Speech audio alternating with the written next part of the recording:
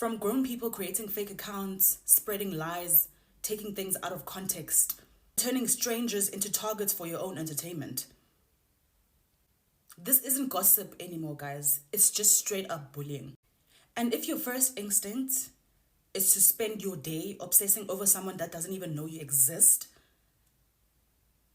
you have some serious internal work to do. Ask yourself why. Why are you triggered by this person's life? Envy is a sin, babe. Not admiration. I'm talking about envy. Envy is a sin. Now, I just want to quickly address what she said in a clip, right? Where she says, when you target strangers for your own entertainment, and why would you obsess over someone's life? That is called parasocial relationships, right? Now, a parasocial relationship is a one-sided relationship a fan, a subscriber, or follower has with a public figure, celebrity, or influencer, right? And this is created simply because of the excessive content influencers put out there, or the excessive information they put out there, and what we know about them. So we tend to create emotional bonds and connection with them. She's right, we don't know you guys, but because of the information you guys give us and the things you guys show us, we think we know you guys. It's like a mind game, a psychological thing. You know, I mean, back in the days, remember, we had traditional media, and obviously TV was a big thing, and scheduled programming was a thing, you know. So we knew that 8 o'clock we were all watching Generations, and whatever happened with the characters, Karabo, Tau, viewers were obsessed, the audience were obsessed with them, and they thought they knew them like that. And a lot of actors will tell you this, when they go in the public, like fans and people who watch them, we will still call them on their character names. So parasocial exists like that, whereby you're so invested in what you see on your screen, you think you know the person and you don't. Now obviously with digital media and social media and right, all of that, we are starting to have these relationships with influencers and content creators whereby we think we know them simply because of the information they put out there and the type of content they create. I can tell you who lives where without even knowing them like that. I can tell you who drives what without even knowing them like that, right? And they overshare certain informations. I can literally point out Michali's mother. I can point out Kayam's dog. Do you get what I'm saying? Because of they put out information like that. Now, for you as an influencer, or for influencers to come back and then get upset, it does not make sense, right? I mean, you literally, unprovoked, put your entire life and business online, right? And then you want to come back and get upset when people are watching you closely, are getting curious, and are getting weird. At some point, you wanted this. You wanted to be watched. You wanted the attention. And now we're giving it to you guys. Whether it's through commentary channels, gossip blogs, or strangers or creeps online, it's because of you guys. You created this. Right? Now, here are some of examples of the content you guys put out there that create these type of relationships, or this parasocial relationship, right? Number one is story time. Right? Q&A content, get to know me, oversharing, as well as trauma dumping and detailed storytelling in your content, right? I mean, you guys give us literally information about your lives, and we don't know you like that. I can tell you where Kayams live. I've never met her. Right? I can tell you where Oli goes for shopping. I've never met her. I can tell you where Big Nance has a beauty spot on her body because I've seen her naked online. I can literally sit here and tell you how Siam Bougi's house look inside. You guys give us this information. It's so much information. It's so easily accessible online through vlogs and Get Ready With Me. We get to see you guys, and obviously these sit downs that you guys have, and then talk about your childhood trauma, your relationships, your marriages, your friendships. We think, and obviously we start to form these bonds with you guys. So Lerato coming online saying that we're weird, we creeps, it's unfair. Because you put out that information unprovoked. I know you married, right? But I don't know you like that. I know your house inside. I can tell you what's in your kitchen, what's in your shower, what products you use, right? Where you go to have lunch, where do you shop, what car you drive. Because of you, not because of me. You put that information out. Now, I want us, how do I put this? Let's not be stupid, right? Let's not act dumb, right? I want us to put on our thinking caps, and I do believe that our brains are functioning, all of us, right? I mean, influencers create these parasocial relationships with strangers because of the content they put out there, right? And I like the fact that she said, as a stranger, why would you be invested in my life but you don't know me like that? Can I ask you the question back and say, as an influencer, why would you feel comfortable to come online on a public platform like social media and then show us or tell us your life or your personal business? Why? Do you understand what I'm saying? These girls are crazy. In vlogs, literally, you'll see the person, their neighborhood, the type of house they live in, the cars they drive, the food they eat, the restaurants they go, the clothes they buy. We literally know so much of you guys. That's why we tend to think that we know you guys. Now you guys want to make us look crazy. No, babe. Right? So in all of this, influencers are not victims. They are not, right? And there is a dark side to parasocial relationships. Obviously, the death of privacy. Now you are constantly monitored and watched. That's why I always say that don't post things that you don't want to be talked or asked about, right? If you really love something, don't post about it. Or if you're going to get triggered if people talk about it, don't post about it, right? The second thing is obviously obsession, right? It can get weird, stalking and all of those type of things. But I'm going to say one thing, that becoming an influencer in 2026 is very difficult, and putting yourself out there is very dangerous, right?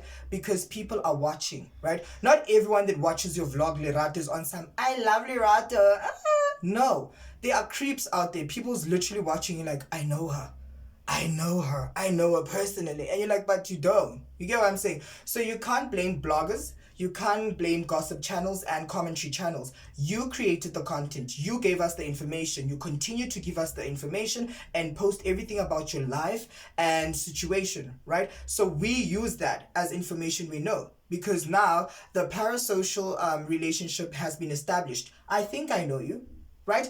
I understand that I know you. I'd like to think that we are friends, but we're not. It's weird. And also you see the little behaviors, like, have you noticed how I will post maybe things like happy birthday to Bonang?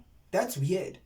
Because of what? This connection that we have. Oh, that I have with her, right?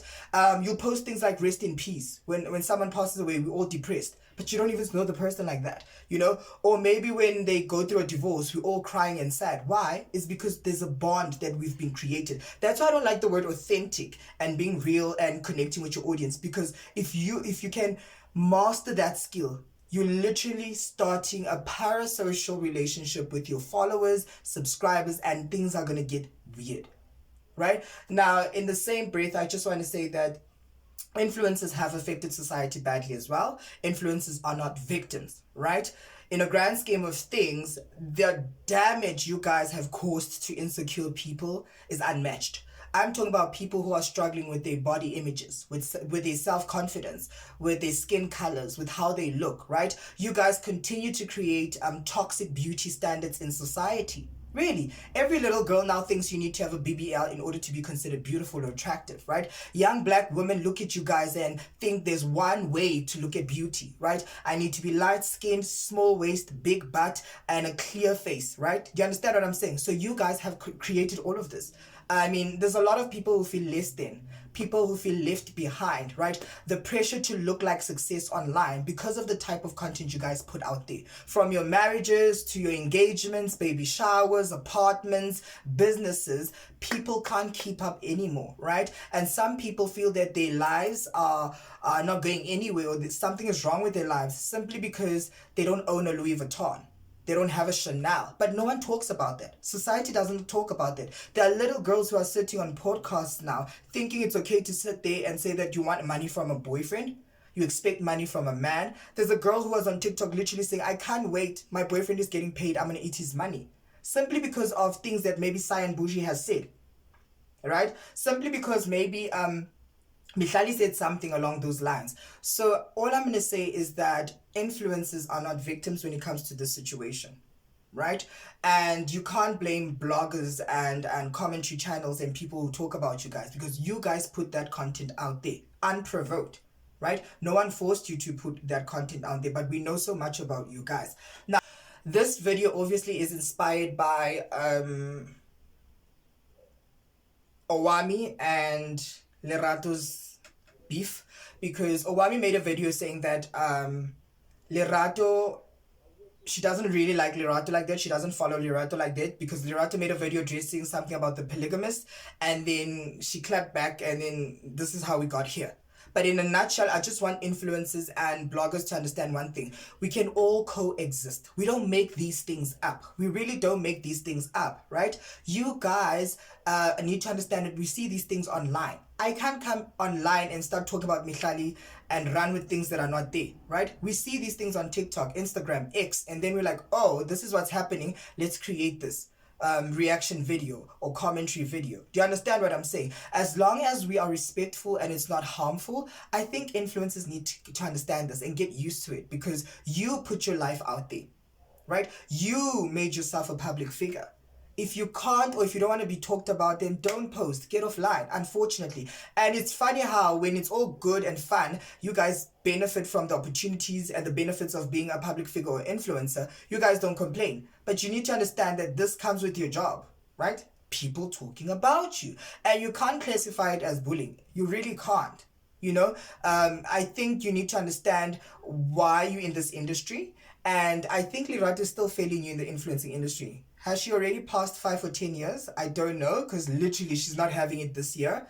But people are going to talk Lerato. I mean, you don't get 2 views. You get like 500,000 views. That's a lot of people. Not everyone is sitting there and going, I love Lerato, like myself. They're sitting there and like, how can I irritate her? How can I work on her nerves? So in essence, the relationship between influencers and bloggers will never make sense. It will never. There's a love-hate relationship. We get blocked every other day. We get cancelled every other day. But one thing I'm going to say is it's show business. You need to understand that if you're a show girl, if you're an it girl, you need to be able to handle such things, right? Now, tell me what you think about this. Do you guys understand the relationship between influencers and bloggers? Or do you think we can just all coexist in one economy or ecosystem for that matter, right? Please don't forget to subscribe, like, comment, and share. I'll see you next time. Bye, guys.